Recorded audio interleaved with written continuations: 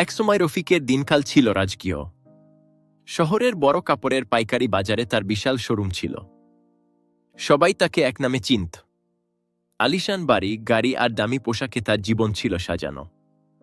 কিন্তু ভাগ্যের পরিহাসে এক ভয়াবহ অগ্নিকাণ্ডে তার সব শেষ হয়ে যায়। ইন্স্যুরেন্সের জটিলতা আর ঋণের চাপে রফিক একদিন সত্যি পথ ভিখারির মতো অবস্থায় এসে দাঁড়ায়। সবাই ভেবেছিল রফিক হয়তো ভেঙে পড়বে, নয়তো শহর ছেড়ে পালাবে। কিন্তু রফিক ছিল অন্য ধাতুতে গড়া। রাতারাতি কোটিপতি থেকে ফুটপাতে চলে আসা মানুষটির জন্য সবচেয়ে কঠিন ছিল মানুষের অবহেলা সহ্য করা। পুরনো বন্ধুরা মুখ ফিরিয়ে নিল, আত্মীয়রা চেনা বন্ধ করে দিল। রফিকের হাতে তখন মাত্র কয়েক টাকা আর পরনে একজোড়া পুরনো স্যান্ডেল। কিন্তু তার মনে ছিল অটল বিশ্বাস, সম্পদ পুড়েছে, আমার অভিজ্ঞতা আর পরিশ্রম করার ক্ষমতা তো পুড়েনি। রফিক লজ্জা ঝেড়ে ফেলে ঝুড়িতে করে গেঞ্জি আর মোজা ফেরি করা শুরু করলেন। যে মানুষটি একসময় এসি রুমে বসে লাখ টাকার ডিল করতেন, তিনি এখন প্রখর রোদে ঘামছেন।